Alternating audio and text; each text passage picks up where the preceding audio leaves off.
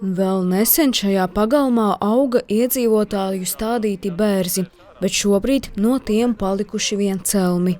Vienas dienas laikā tika uzzīmēti krusti un praktiski otrās dienas laikā tika nozāģēti tie koki. Bija entuziasti no mājas Ventspils 5, kuri aizgāja, zvanīja un aizgāja uz domi, jautāja, kas notiek. Un attiecīgi pieņemšana pie cilvēkiem, kuri varēja atbildēt uz jautājumiem, bija nozīmēta uz 21.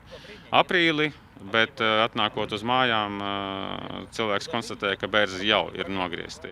Par koku saglabāšanu iedzīvotāji cīnījušies vairākus gadus. Arī iepriekš koki bijuši iezīmēti nociršanai, taču toreiz darbus izdevies apturēt. Vienlaikus arī pašu iedzīvotāju vidū vienprātības nav. Daļa uzskatījusi, ka koki varētu radīt apdraudējumu. 2 gadi atpakaļ arī bija jau, saka, krustiņi jau atzīmēti, bija atnākuši, bet tad bija liela, tagad jau daudz to cilvēku nav. Mēs izgājām ārā, izsaucām policiju un pārtrauca tā viņa nostāja līdz tam laikam. To, ko mēs pa ausu galiem esam dzirdējuši, bet tas nav uz papīra uzrakstīts fakts, kad bērzi ir apdraudējuši automašīnas, kuras novietotas stāvlaukumā. Un otrs moments, kad māja, kas ir pretī stacijas 18, šo bērzu ietekmē, sāk pelēt. Ja? Līdz mājai no bērziem stacijas 18 ir apmēram 50 metri, varbūt pat nedaudz vairāk.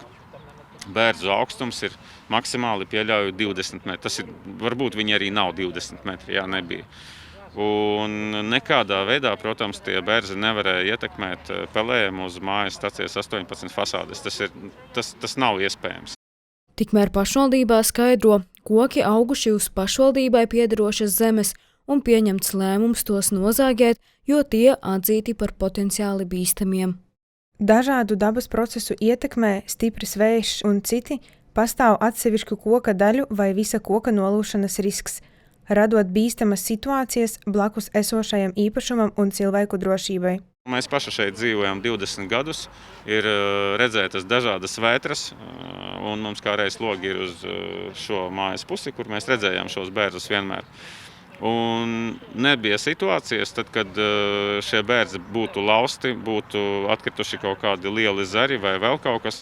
Vēršoties dabas aizsardzības pārvaldē, tur norāda, ka tieši pašvaldība izsniedz atļaujas koku ciršanai un pieņem saistošos noteikumus. Aizsardzības pārvalde iesaistās tikai īpašos gadījumos, piemēram, ja runa ir par dižkokiem vai aizsargājumiem dabas objektiem. Tikmēr sociālajos tīklos iedzīvotāji pauž neapmierinātību arī par citām pilsētā izzāģētām teritorijām, norādot uz nepietiekamu komunikāciju no pašvaldības puses. Sasaukt cilvēkus no vienas mājas un no otras, veikt kaut kādu aptauju, piesaistīt speciālistu, kurš tiešām varētu apgalvot, ka bērzi ir bīstami un viņus ir jāzāģē. Tas bija tas, kas bija jāizdara. Tas nekas nebija izdarīts. Lai arī nozāģētos kokus vairs neatgriezt, iedzīvotāji cer, ka nākotnē pašvaldība vairāk pievērsīs uzmanību saulaicīgai informēšanai un dialogam ar sabiedrību, lai līdzīgas situācijas vairs neatkārtotos.